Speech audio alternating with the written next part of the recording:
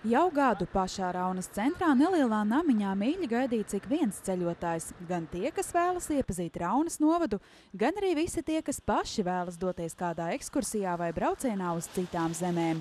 Namiņa saimniece Līga Pommere šo vietu sauc par Raunas turisma centru, jo logos redzamas ne tikai Raunas turisma kartes, bet arī informācija un bukleti par iespējām doties kādā tālākā ceļojumā. Visiecienītākie esot vienas dienas maršruti, braucieni šeit pat uz Igauniju, Lietuvu vai kādu no Latvijas pilsētām. Cilvēki uz vienu dienu pirmkārt var atrast laiku, otrkārt var atrast naudu, jo viņi tiešām nav dārgi. Ja par kādiem 15 latiem var visu dienu piepildīt un vakarā atbraukt paēdis mājās un priecīgs ar emocijām. Un kā cilvēki paši saka, viņi ar to vienas dienas ekskursiju ir sevi uzlādējuši baterijas un tad var atkal tālāk darboties. Tomēr netrūkstot arī ceļotāji, kas vēlas iepazīt Raunas novadu. Īpaši jau vasaras sezonā šeit viesojas turisti no visiem Latvijas nostūriem. Aizvien biežāk Raunā iegriežoties ceļotāji arī no kaimiņu valstīm. Nav Pēterburga mums tik tāli kaimiņi, tā kā ar tiem mēs tā diezgan labi sadarbojamies. Un tad viņi atbrauc, mēs viņiem pastāstam, parādam un arī izvedājam ar zirgiem. Viņi brauc pagaršo kaut ko, kas te Latvijā ir garšojams un kādu kultūras programmu nobauda.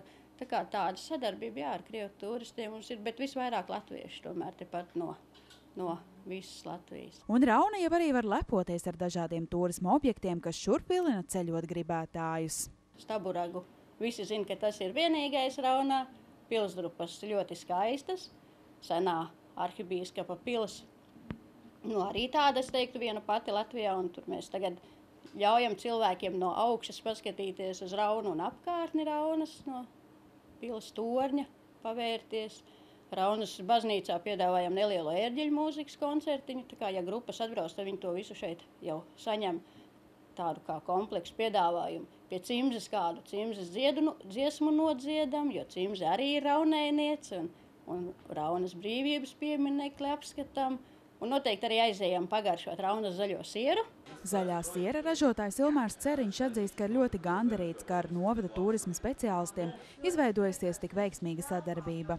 Uzņēmējs stāsta, ka ne jau vienmēr sarunas ar ceļotājiem ir tikai par ražošanu. Bieži vien sanāk dalīties pieredzē, kā uzsākt uzņēmējdarbību un kā ražotajai precei atrast noietu. Viņi, protams, grib atbraukt un apskatīties. Viņam tas ir ļoti interesanti apskatīties, kurā vietā to produktu ražo, ko viņš var iet pa lielveikalu un nopirkt.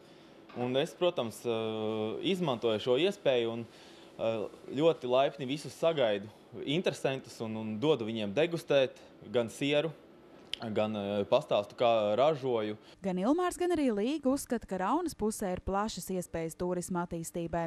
Tomēr, lai to arī nopelnītu, nepietiek vien ar interesantiem apskates objektiem.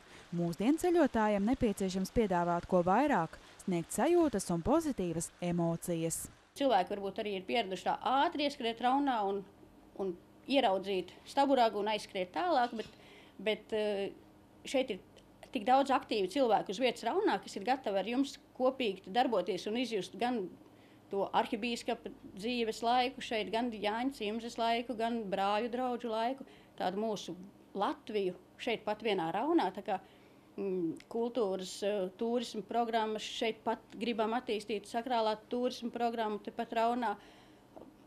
Dziedāšanu un teātra spēlēšanu arī, kāpēc ne, kopā ar ceļotājiem. Gatavojoties Ziemassvētkiem, raunēnieši ikvienu aicinās interesanti pavadīt adventas laiku. 2. decembrī Raunā notiks īsts rūķošanās pasākums ar radošajām darbnīcām gan bērniem, gan arī pieaugušajiem.